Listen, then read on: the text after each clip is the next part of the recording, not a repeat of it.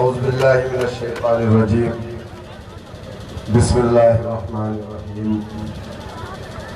आज के इस प्रोग्राम में तशरीफ़ फरमा मेरे बड़े भाई डॉक्टर मन्नान साहब और इस प्रोग्राम के ऑर्गेनाइज़र जनाब नदीम साहब, जिला सदर जनाब नूरुद्दीन साहब, जनाब एडवोकेट शादाब साहब, यहाँ पर बैठे पचपिड़वा के मेरे गयूर नौजवानों, मेरे बुज़ुर्गों, मेरे बच्चों, अपने घरों में बैठकर सुनने वाली मेरी इज्जतदार माँ और बहनों,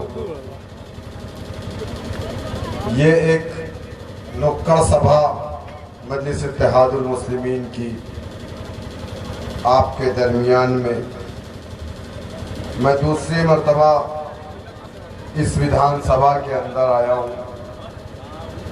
पहली बार जब हम आए थे तो हमारे साथ हमारी पार्टी के सदर काबिल एहतराम इज़्ज़त माब अली जनाब बैरिस्टर असदुद्दीन ओवैसी साहब भी थे।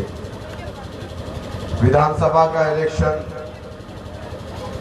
हम लोगों ने गैसवी में 2017 का लड़ा था। 3000 के आसपास में वोट मिला था, लेकिन तब हालात कुछ और थे, अब हालात कुछ और हैं। पूरे उत्तर प्रदेश में 2014 से मैं शहर शहर गली गली मजलिस इत्तेहादुल मुस्लिमीन के संगठन के लिए 4 लाख किलोमीटर का सफर कर चुका हूं और मेरा मकसद उसमें कोई जाती मकसद नहीं है। अगर मैंने अपना वक्त, अपना सब कुछ मजलिस इत्तेहादुल मुस्लिमीन के लिए कुर्बान किया या कर रहा हूं, तो उसके पीछे मेरा सिर्फ एक मकसद है कि जो कौम आज इस मुल्क के अंदर बेवकार है वो कौम बावकार बन जाए।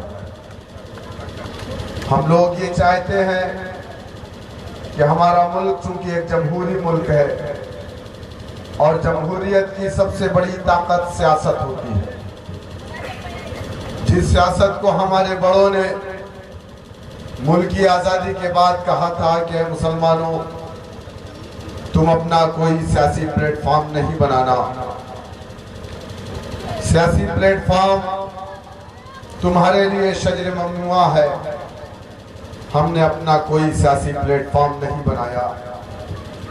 सेकुलर पार्टियों को हमने अपनी पार्टी माना। 1 साल, 2 साल, 3 साल नहीं, 60 साल का इक़्तिदार हमने सेकुलर पार्टियों को दिया। उन 60 सालों में मुसलमानों के ऊपर जो जुल्म की दास्तान है वो एक रात या एक दिन में नहीं सुनाई जा सकती मेरे भाई। अगर मैं शुरू करूंगा तो फजर की अजान हो जाएगी, लेकिन जो जुल्म की दास्तान हमारे ऊपर इन 74 सालों में बर्पा की गई वो ख़त्म नहीं होगी। मैं शॉर्ट में अपनी बात को ख़त्म करूंगा। मैंने आपसे कहा कि हमारा मुल्क एक जमहूरी मुल्क है और जमहूरियत की सबसे बड़ी ताकत सियासत होती है। अगर राशन की दुकानों पर मिट्टी का तेल या शक्कर या चावल या गेहूं भी मिलता है तो ये सियासत ही तय करती है कि आपको कितना किलो मिलेगा। अगर रात को कोई इंसान 8 बजे टीवी की स्क्रीन पर आकर के खड़ा होकर के कहता है कि आज से 1000 और 500 का नोट बंद, तो ये सियासी ताकत ने उसको वहां तक पहुंचाया कि वो खड़े होकर के कहता 1500 का नोट बंद और आपकी पॉकेट में आपका हलाल कमाया हुआ पैसा कागज का नोट बन जाता है। ये सियासी कुव्वत है और हिंदुस्तान की जमहूरियत की एक खूबसूरती है और हमारे संविधान जिसको बाबा साहेब भीमराव अम्बेडकर ने बनाया है उसकी ये ताकत है कि 35 साल तक चाय बेचने वाला, भीख मांगने वाला इंसान हमारे देश का प्रधानमंत्री बनता है। ये जमहूरियत की खूबसूरती है और ये सियासी ताकत है कि मंदिरों में घंटा बजाने वाला एक सन्यासी प्रदेश का मुख्यमंत्री बन गया। मेरे दोस्तों, जिस सियासत को हमारे बड़ों ने शजर ममनुआ कहा, हम उस सियासत से दूरी बनाए रहे। हमने सियासत के करीब जाने का काम नहीं किया। हमारे बड़ों ने कहा सेकुलर पार्टियां तुम्हारी पार्टी है। हमने सेकुलर पार्टियों का डंडा उठाया, झंडा उठाया, हमने उनको वोट डाला, उनके लोगों को हमने असेंबली में भेजा, हमने पार्लियामेंट के अंदर भेजा, नगर पालिका, नगर पंचायत, जिला पंचायत में भेजा। लेकिन कभी हमने अपने डंडे, अपने झंडे को अपने कंधे पे ना रखा।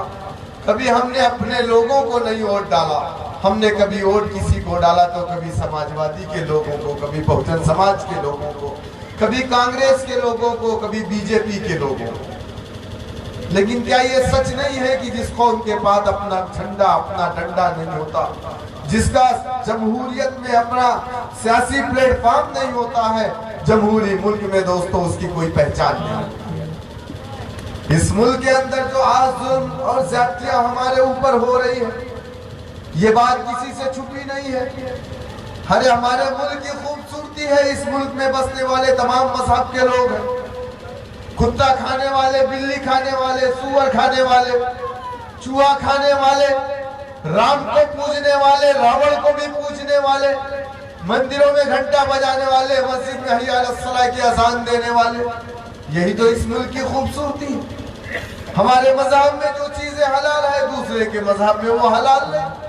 हमारे मजहब में जो चीजें हराम है, दूसरों के मजहब में वो चीजें हलाल है।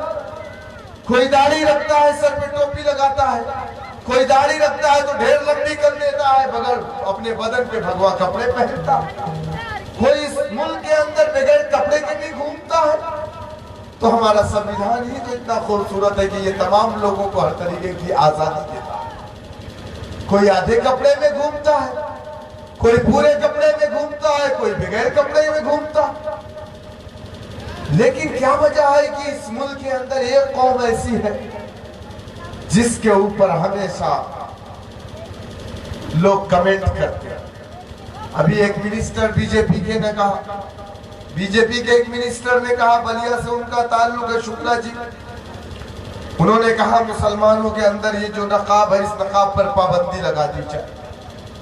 क्या कभी आपने सुना कि ईसाई मजहब या उनके मजहब में छेड़छाड़ की जाए?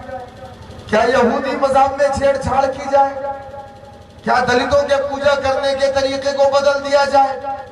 क्या हिंदुओं के तरीके को बदल दिया जाए? 33,000 करोड़ देवी देवता है, क्या एक ही देवता को लोग माने, बाकी देवता को ना माने? नहीं मेरे भाई, हर किसी को इस मुल्क में आजादी। इस मुल्क में ऐसे भी लोग बसते हैं जो किसी भी धर्म को नहीं मानते, ये मुल्क उनको भी मानता है। यानी कि हमारा मुल्क की कोई जात नहीं, कोई बिरादरी नहीं, कोई मजहब, हमारा मुल्क तमाम मजहब को मानने वाला मुल्क। लेकिन इस मुल्क के अंदर एक मजहब के मानने वाले, कलमा ला इलाहा इल्लल्लाह मुहम्मद रसूलुल्लाह को पढ़ने वाले लोगों के ऊपर जुल्म और ज्यादती क्यों? कभी आपने इस चीज का मुहासिबा किया? आपके खाने पर पाबंदी क्यों? कभी आपने इस चीज का मुहासिबा किया? कभी आपके थैले को चेक होता है, आपके घर की हांडी चेक होती, आपकी फ्रिज चेक होती, आपके बच्चों की लिंचिंग हो जाती, कभी आपने इसका मुहासिबा किया? कभी आपने सोचा कि ऐसा क्यों? दूसरे की शरीयत में मुदाखलत नहीं, ट्रिपल तलाक पर मुदाखलत आपकी शरीयत में क्यों? कभी आपने सोचा? नहीं सोचा। हम तो इलेक्शन आया, जिंदाबाद के नारे लगाए, मंजूर खान साहब आए अपनी बीवी को लेकर के, तो हमने उनके भी जिंदाबाद के नारे लगाए। खुद आए तो उनके जिंदाबाद के भी नारे लगाए। हमने एक बार नहीं 2 बार उनको चेयरमैन भी बना दिया। मौसूम बड़े आदमी तो हो गए, लेकिन ये कौम किस दहाने पर खड़ी है? आज बच्चों पे फर्जी मुकदमे लगा के जेल की सलाखों के पीछे। अरे चेयरमैन पति ही फरार है, जिला बदर हो जाता है तो वो तुम्हारी हिफाजत क्या करेगा? आपने कभी सोचा कि ये सारी जो जुल्म की दास्तान है ये हम पर क्यों? आजादी के बाद से इस मुल्क में 1, 2, 3, 4 नहीं 30,000 से ज्यादा दंगे करवाए गए। और वो दंगे कहां हुए? ये दंगे वहां पर हुए जहां के मुसलमानों की मैशत बेहतर, जहां मुसलमान मजबूत था, जहां मुसलमानों के माली हालात अच्छे थे, जहां मुसलमानों के कारोबार अच्छे थे, वहां पर दंगे करवा करके मुसलमानों के हालात को कमजोर किया गया, बद से बदतर किया गया। जब जब गैर सियासी तंजीमों ने आवाज उठाई कि हिंदुस्तान का मुसलमान पसमानदा है, वक्त की मरकजी हुकूमत ने सर्वे करवाया, कभी राजेंद्र सच्चर कमेटी का गठन, कभी रंगनाथ मिश्रा कमीशन, कभी कुंडू कमीशन, कभी महमूदुर रहमान कमेटी, कभी गोपाल कमीशन, तमाम तरह की कमेटियों का गठन हुआ और सर्वे करवाया गया कि मुसलमान पसमानदा है, मुसलमान पिछड़ा है। तमाम कमेटियों ने रिपोर्ट पेश किया मरकजी हुकूमत को कि मुसलमान दलित से बदतर जिंदगी गुजार रहा है। क्यों? मुसलमानों, ये सवाल आपसे है, घर में बैठी मेरी माँ और बहनों, ये मैं सवाल आपसे कर रहा हूं कि आखिर इस मुल्क का मुसलमान जिसने 832 साल इस मुल्क में हुकूमत की, जिसने भारतवर्ष यानी कि अफगानिस्तान, पाकिस्तान, बांग्लादेश आपका था, तब आप यहाँ के हुक्मरान हुआ करते थे, जब गर्दनों को काटना पड़ता था, गर्दनों को कटाना पड़ता था, तब आप इस मुल्क के बादशाह हुआ करते थे। ये मुल्क का बादशाह महज 74 साल में दलित से बदतर क्यों? इसका जवाब है उन तमाम नाम नहाज सेकुलर पार्टियों के पास, जो लोग हम पर इल्जाम लगाते हैं कि हम फला की भी टीम है, हम फला के लिए काम करते हैं। अरे हमने तो सेकुलर पार्टियों को अपनी पार्टी माना, कांग्रेस पार्टी को अपनी पार्टी माना। बाबरी मस्जिद की शहादत के बाद कांग्रेस पार्टी से हमने अपना रुख मोड़ लिया, हमने ट्रिपल तलाक दे दिया। मुसलमानों ने सब कुछ बर्दाश्त किया। हमारे इलाकों में स्कूल नहीं खोले गए, हमने बर्दाश्त किया। हमारे इलाकों में दंगे करवाए गए, हमने बर्दाश्त किया। हमको दलित से बदतर जिंदगी जीने पे मजबूर किया, हमने बर्दाश्त किया। लेकिन जब हमारी इबादत गाहों को मिसमार किया गया, तब हमने कहा कि अब नहीं, बहुत होता भी है। मुसलमान अल्लाह के रसूल सल्लल्लाहु अलैहि वसल्लम के बताए रास्ते पर नहीं चलेगा, लेकिन अल्लाह के नबी की शान में अगर कोई गुस्ताखी कर देगा तो उसके लिए बंदूक और राइफल और तलवारें निकाल देगा। भले अपने आका के बताए रास्ते पर नहीं चलता, मस्जिदों को नहीं जाता, लेकिन हम उस चीज को बर्दाश्त नहीं कर पाए, हमारी मस्जिद टूट गई। हालांकि आपको याद होगा कि मस्जिद के अंदर मूर्ति कांग्रेस पार्टी ने रखवाई थी, उसी के जमाने में रखी गई। मस्जिद का शिलान्यास हुआ मंदिर का कांग्रेस पार्टी के जमाने, ताले खोले गए कांग्रेस पार्टी के जमाने, तब भी मुसलमान नाराज नहीं हुआ। नमाज पढ़ने की पाबंदी लगाई गई कांग्रेस के जमाने में, तब भी मुसलमान नाराज नहीं हुआ। बाबरी मस्जिद तोड़ी भी गई कांग्रेस के जमाने में, तब मुसलमानों ने कहा नहीं अब बहुत हो गया, अब हम कांग्रेस पार्टी को वोट नहीं देंगे। आज 30 साल से ज्यादा अरसा गुजर गया, कांग्रेस पार्टी की हुकूमत उत्तर प्रदेश में नहीं बनी। और ये तारीख है, जिन जिन लोगों ने मुसलमानों के मुकद्दस मकामात से या मुसलमानों की इज्जतों से मजाक किया है, अल्लाह ने उन्हें तारीख के पन्नों से मिटा दिया। ये तारीख है। आज क्या हालात है कांग्रेस पार्टी का? आज कांग्रेस पार्टी अपनी आखिरी सांस ले रही है, डूबता हुआ एक जहाज है, इस जहाज पर जो खड़ा होगा वो डूब जाएगा। जब बाबरी मस्जिद शहीद हुई तो फिर हमने मुलायम सिंह यादव को अपना नेता माना, 1992 में समाजवादी बनी। सेकुलरिज्म के नाम पर हमने मुलायम सिंह यादव के ऊपर भरोसा किया। एक बार, दो बार, तीन बार नहीं, 60% यादव उत्तर प्रदेश में 4 मर्तबा हमने मुलायम सिंह यादव को उत्तर प्रदेश का चीफ मिनिस्टर बनाया। जब हम समाजवादी से नाराज हुए, हमसे किए गए वादे को समाजवादी ने पूरा नहीं किया, तब हमने बीएसपी को वोट डाला, बीएसपी की हुकूमत बनी। 11% दलित। अब लोग कहेंगे कि मैं झूठ बोल दिया, 11% दलित। उत्तर प्रदेश में 22% दलित या 24% दलित, मैं इस बात से इनकार नहीं करता, लेकिन वो दलित कौन सी है? 16 जातियां उत्तर प्रदेश में दलितों की है, 11% वो दलित जिस बिरादरी का ताल्लुक बहन कुमारी मायावती जो मानने का श्रीराम जी से है, वो सिर्फ उत्तर प्रदेश में 11%। दलितों के ऊपर जुल्म और ज्यादती हमसे आपसे ज्यादा हुई। उनकी कमर में झाड़ू बांधे जाते थे, उनके गले में मटकी लटकाई जाती थी। कमर में झाड़ू इसलिए कि उनके पैरों के निशान ना रहे, उनके गले में मटकी इसलिए कि वो जमीन में ना थूके वरना जमीन नापाक हो जाएगी। उनकी बहन बेटियों की इज्जत लूटी जाती थी, उन्हें कुएं से पानी नहीं लेने दिया जाता था। क्या दलितों के हालात में सुधार कांग्रेसी दलितों की वजह से आए? हिंदुस्तान की पार्लियामेंट में हमेशा 131 दलित होता है। बाबा साहेब भीमराव अम्बेडकर ने अपनी किताब में लिखा, वो जो कांग्रेसी दलित हिंदुस्तान की पार्लियामेंट में बैठा है, जो 131 है, हमेशा रहता है 543 में, क्योंकि 131 जो सीट है पूरे हिंदुस्तान में वो सुरक्षित है दलितों SC/ST के लिए। 131 दलित, अगर दलितों तुम ये समझ रहे हो ये तुम्हारे ऊपर हो रहे जुल्म और अत्याचार पर अपना मुंह खोलेगा तो कभी नहीं हो सकता। जब इसको नींद आएगी, जवाई लेगा तो अपना मुंह खोलेगा। कभी दलितों के ऊपर हो रहे अत्याचार पर अपना मुंह नहीं खोलेगा। काशीराम निकले, गांव गांव गए, दलित बस्तियों में गए, दलितों को जगाया, यूनाइट किया। कोई रिकॉर्ड नहीं है कि काशीराम अदर दलित बस्तियों में गए हो, वो सिर्फ वो 11% वाली बस्तियों में गए।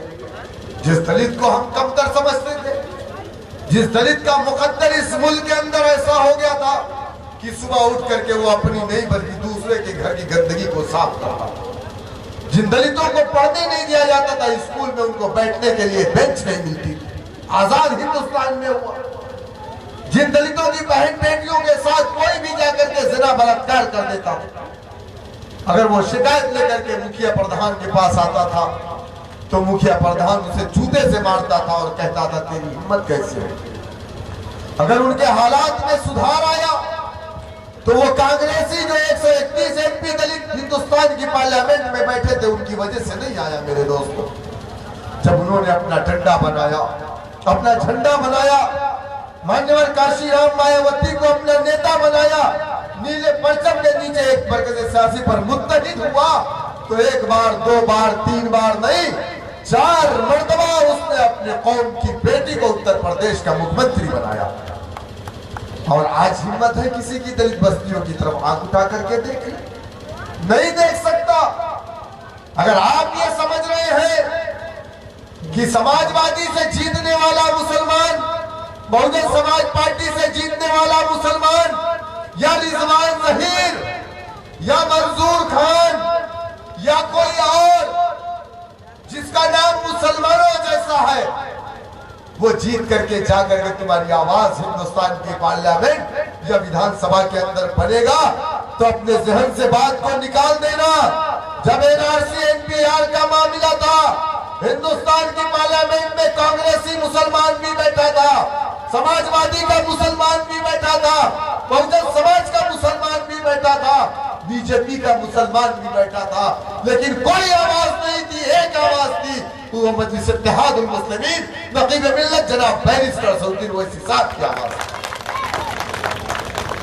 जब ट्रिपल तलाक पर कानून लाया गया, हिंदुस्तान की पार्लियामेंट में हमारे उलमा भी बैठे थे, कांग्रेस पार्टी से जीत करके आए मौलाना असरारुल हक कासमी साहब। जब ये बिल लाया गया, तमाम हिंदुस्तान का मुसलमान रो पड़ा कि हमारी शरीयत में मुदाखलत हो रही है, आका की शरीयत में मुदाखलत हो रही है। हम सबको तकलीफ हुई, बड़े बड़े जलसे मुनक़िद किए, मुस्लिम रसूलुल्लाह बोर्ड के बैनर तले हजारों जलसे हुए। हम लोगों ने भी कई जलसों में शिरकत की ताकि ये मैटर रुक जाए। ट्रिपल तलाक का जो मैटर है, ये पर्सनल लॉ में मुदाखलत है, जबकि हमारा संविधान इजाजत देता है, लेकिन कानून बनाया गया ट्रिपल तलाक पर। पार्लियामेंट के अंदर बैठा हुआ कांग्रेसी मुसलमान, चाहे वो आलिम ही क्यों नहीं थे, लेकिन वो उनकी आवाज पार्लियामेंट के अंदर नहीं थी। उन्होंने बाद में अपना वीडियो जारी करके कहा कि मैं ट्रिपल तलाक पर बोलना चाहता था, हमारी शरीयत का मामला था। मैं जब जाऊंगा हश्र के मैदान में आका के सामने क्या जवाब दूंगा, लेकिन मेरी पार्टी ने मुझे हिंदुस्तान की पार्लियामेंट में बोलने का मौका नहीं दिया। लोगों, आपसे सवाल है कि ऐसे लोगों को अगर आप अपना नुमाइंदा समझते हैं कि मुसलमान है, जीत करके जाएगा, हमारी आवाज बनेगा, अपने जहन से निकाल दो। वो हमेशा अपनी पार्टी की आवाज बनेगा, कभी आपकी आवाज नहीं बनेगा। दलितों ने अपनी पार्टी इस तरीके से बनाई, आज उनके हालात में सुधार आया। आज हिम्मत नहीं है कोई दलित बस्तियों की तरफ हाथ उठा करके देख। SC/ST एक्ट को थोड़ा कमजोर किया गया, SC/ST एक्ट को थोड़ा कमजोर किया गया था, कोई उनके धर्म में मुदाखलत नहीं की। पूरे हिंदुस्तान का दलित सड़कों पर आ गया, देश की सरकार को झुकना पड़ा, हत्ता कि सुप्रीम कोर्ट को भी बैकफुट पर आना पड़ा, और फिर से उसको उस चीज पर गौर करना पड़ा। लेकिन हमारी शरीयत में मुदाखलत हो गई, हमारे तलाक के तरीकों को बदल दिया गया, हमारे आका के बताए हुए तरीके को चेंज कर दिया गया, लेकिन मुसलमान अपने घरों में बैठा है। ये बेज़मीर क्यों हो गया मुसलमान, जिसको अल्लाह ने इस दुनिया में हुक्मरां बना करके भेजा था? आज ये कौम इतनी डरी हुई क्यों है? मुझसे कुछ लोगों ने कहा कि आपके प्रोग्राम में भीड़ इसलिए कम है कि लोग डरे हुए 144 की वजह से। अरे हम परमिशन लेकर के प्रोग्राम कर रहे हैं, आप सुनने के लिए डर रहे हैं। मैं 200 किलोमीटर दूर से आ गया, आप अपने घरों से निकल करके नहीं आ रहे हैं। मेरे दोस्तों, जो डरती है दुनिया उसको डराती है। आप डरते रहेंगे, दुनिया डराती रहेगी, और जो अपने घरों से अपने सर पे कफन बांध करके निकलता है, दुनिया उससे डरती है। अगर आप ये सोच रहे हैं कि हम घरों में बैठे रहेंगे, हमें इंसाफ मिल जाएगा, तो आप अपने जहन से बात निकाल दीजिए। अल्लाह ने इस दुनिया में मुसलमानों को हुक्मरां बना करके भेजा, अल्लाह ने इस दुनिया में मुसलमानों को इंसाफ कायम करने वाला बना करके भेजा। आज भी हिंदू भाई आप पर यकीन रखता है, अगर वो यकीन न रखे तो आपकी मस्जिदों के बाहर अपने बच्चों को लेकर के दुआ ना कराने आए। आज भी उसको आप पर यकीन है, लेकिन आपको अपने आप पर यकीन नहीं है। आपने अपनी सफों को कमजोर कर दिया, आपने अपने आप को मुंतशिर कर दिया। आज आप मजबूत नहीं हैं। जब तक आप मजबूत नहीं होंगे, दूसरों को इंसाफ नहीं दे सकते। सबसे पहले अपने आप को मजबूत करो। जब आप मजबूत हो जाएंगे तो इंशाअल्लाह कमजोरों के साथ आप खड़े होंगे और मजलूमों को भी इंसाफ दिलाने का काम करेंगे। उसके लिए सबसे पहले आपको मजबूत होने की जरूरत है। वो मजबूती क्या? जब नगर पंचायत पचपेड़वा का चेयरमैन आपका होगा तो आप मजबूत होंगे। आपका मतलब मजलिस इत्तेहादुल मुस्लिमीन का होगा तो आप मजबूत होंगे। जब गैसड़ी विधानसभा का MLA मजलिस इत्तेहादुल मुस्लिमीन का होगा और उत्तर प्रदेश की विधानसभा में जाकर के यहाँ के अवामी मसाइल को लेकर के आवाज उठाएगा, आप उनसे उम्मीद रखे हैं जो लोग अपने आका के इशारे पर आवाज उठाते हैं। आप गलत जगह उम्मीद वाबस्ता किए पड़े मेरे भाई। मैं आपसे कहूंगा, क्योंकि मुझे बहुत दूर जाना है, मैं अपनी बातें लंबी कर सकता हूं, लेकिन वक्त कम है, आप भी थके हुए लग रहे हैं, बहुत देर से तकरीर सुन रहे हैं। मैं आपसे बस यही कहूंगा कि अपनी सफों में इत्तेहाद कायम कीजिए। हम कलमा ला इलाहा इल्लल्लाह मुहम्मदुर रसूलुल्लाह की बुनियाद पर हम एक मरकज़े सियासी पर आपको लाना चाहते हैं। मैं आज उत्तर प्रदेश में अगर घूम रहा हूँ तो अगर आप ये समझ रहे हैं कि मैं MP MLA बन करके घूम रहा हूँ तो आप अपने जहन से बात निकाल दीजिए। मैं एक ताजिर का बेटा हूँ, अल्हम्दुलिल्लाह इज्जत से दाल रोटी चलती है, लेकिन आज 2013 और 14 से मैं उत्तर प्रदेश में घूम घूम करके मुसलमानों के दरमियान, मजलूमों के दरमियान अगर जा करके ये कह रहा हूँ कि मुसलमानों अपनी सफों में इत्तेहाद पैदा करो, तो वो मेरा मकसद ये नहीं है कि मैं मिनिस्टर बन जाऊंगा, जैसा डॉक्टर मन्नान साहब ने कहा कि अगर मैं चाहता तो मेरे कदमों में समाजवादी पार्टी ला करके टिकट देती। यकीनन डॉक्टर मन्नान साहब या मैं अपने जमीन का सौदा कर लेते तो आज उत्तर प्रदेश की विधानसभा में हम दोनों होते, लेकिन हमने अपने जमीन का सौदा नहीं किया। लोग हम पर कुछ भी इल्जाम लगा ले, हम इंशाअल्लाह ताला बिकने की बात तो बहुत दूर की है। अल्लाह सुब्हानहू ताला के अलावा दुनिया के किसी ताकत के सामने हम झुकने वाले भी नहीं। मैं आपसे अपील करता हूँ, मैं आपसे दरख्वास्त करता हूँ मेरे भाई, इस वक्त आपके पास जो लीडरशिप है, इस वक्त आपके पास जो क़यादत है, पहले लोग कहते थे कि हमारे पास मजबूत क़यादत नहीं है, हम किसके पीछे चले, कोई लीडर नहीं आ रहा है, कोई नेता नहीं आ रहा है। लेकिन अब आपके पास ये बहाना नहीं है। हिंदुस्तान की पार्लियामेंट का सबसे काबिल अगर कोई लीडर है तो उसका नाम बैरिस्टर असदुद्दीन ओवैसी है। अगर कोई नरेंद्र मोदी से ज्यादा काबिल है तो उसका नाम बैरिस्टर असदुद्दीन ओवैसी है। अगर कोई अमित शाह से ज्यादा काबिल है तो उसका नाम बैरिस्टर असदुद्दीन ओवैसी साहब। अगर कोई जेपी नड्डा से ज्यादा काबिल है तो उसका नाम बैरिस्टर असदुद्दीन ओवैसी साहब है। अगर कोई योगी आदित्यनाथ से ज्यादा काबिल है तो उसका नाम डॉक्टर अब्दुल मन्नान साहब है। मेरे भाई, मैं आपसे कहूंगा कि मुत्तहिद हो तो बदल डालो निज़ामे गुलशन, मुत्तहिद हो तो बदल डालो निज़ामे गुलशन, मुंतशिर हो तो मरो शोर मचाते क्यों हो, तूफानों से आंख मिलाओ सैलाबों पर वार करो, मल्लाहों का चक्कर छोड़ो तैर के दरिया पार करो। मेरे भाई, इत्तेहाद जिंदगी है, इंतशार मौत है। मुत्तहिद रहिए, मुनज़्ज़म रहिए, अपनी पार्टी मजलिस इत्तेहादुल मुस्लिमीन को मजबूत करिए। बहुत बहुत शुक्रिया। वाक़िदावन अल्हम्दुलिल्लाह रब्बिल आलमीन।